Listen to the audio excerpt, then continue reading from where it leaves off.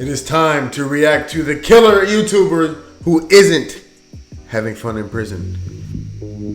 This guy has a great channel, by the way. An Make sure to go absolutely subscribe. despicable criminal out in Scotland, one of the most widely known criminals in recent times in the country, isn't really having the best time in prison. Alicia McPhail was a young girl, 6 years old at the time of today's incident. Oh my God. So she was pretty used to her living situation. Bro, that's your dad? She really Bro, knew. that dude is Her father, chopped. Robert, who was 26, lived in 26? on the island.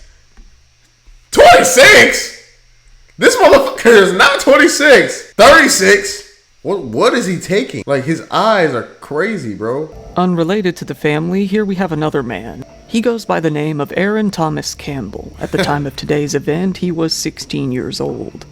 He was diagnosed with ADHD pretty early on, and Aaron was big into gaming and hoped to make a living as a YouTuber one day. He even posted several videos in an attempt to get started, but it didn't really go anywhere.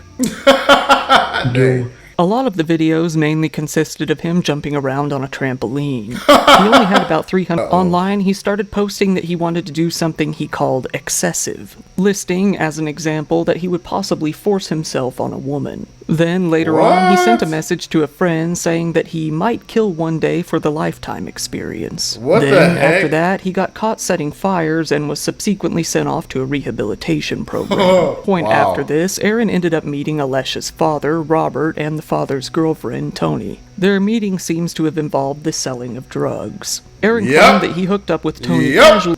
This brings us up to Alicia's summer vacation.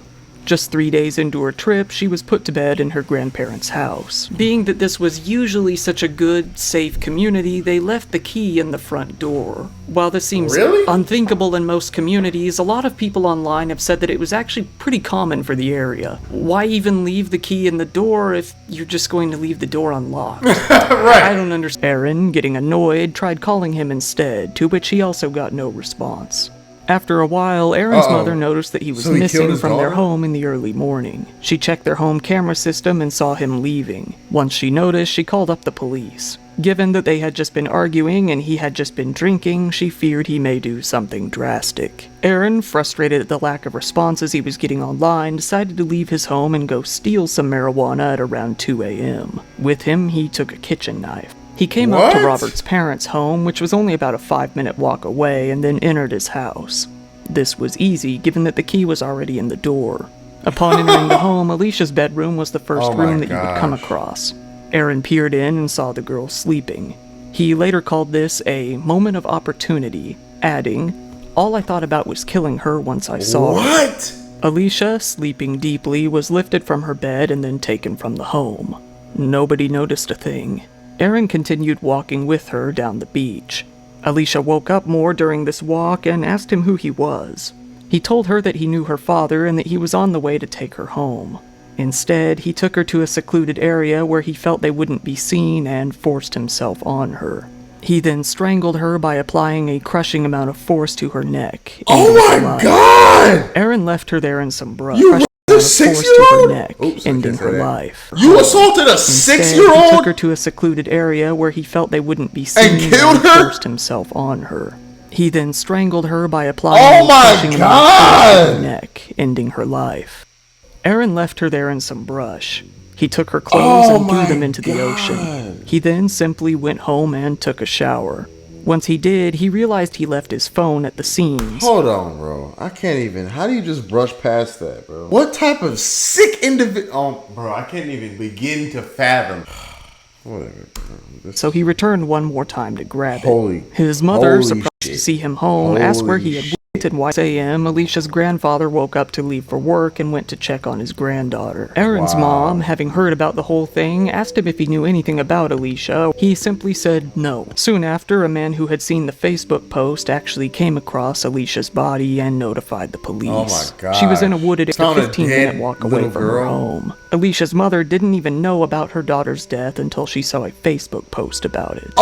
Soon after, the injuries to her face and neck made it clear that she had been grabbed, held very tightly, and likely strangled. The injuries to her mouth also showed that she had been smothered.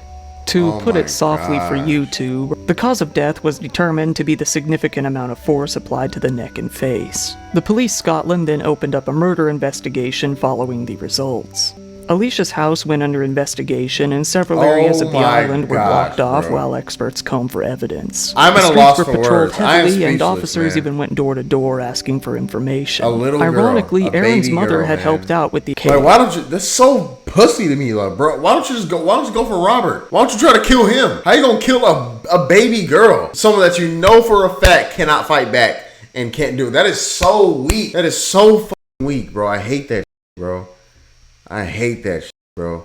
Go for someone your own size, at least. Go for a man, a grown-ass man. Don't go for no little girl. What the fuck? The timing of his departure and return simply lined up too perfectly with the case. Not to mention, he knew the family as well. The police soon arrested him on suspicion of murder on the 4th of July. The next day, he was charged with rape and murder and was set to be held in custody. Wow. So, a trial was set for February of 2019. Yep. As if the case against him wasn't damning enough, his DNA was found all over Alicia as well, on over 14 places all over her body, in fact, and all over her clothing. As it goes with a lot of the really dumbass criminals on this channel, Aaron decided to make a few very suspicious and incriminating Google searches right after the crime. This included queries like, how do police find DNA?